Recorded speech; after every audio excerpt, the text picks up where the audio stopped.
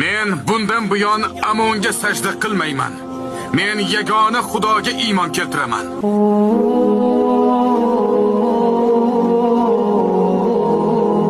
Men yagona Xudoga, samolarning parvardigoriga ishonaman. Misr xalqining diniga hech qanday aloqam yo'q.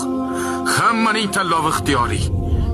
Har kim o'zi istaganini tanlaydi. Nima deyapsan, Amenhotep? Bu nimani anglatadi? Bas qiling, volidam. Bas qiling va joyingizga o'tiring. Siz rohiblar, bu haykalni olib tashlang. Akhenaton saroyiga bundan buyon va abadul abad Amon kerak emas. O saroyda bundan buyon ibodatxonasi ham bo'lmaydi uni. Sizlarga aytayapman, bu haykalni olib tashlang.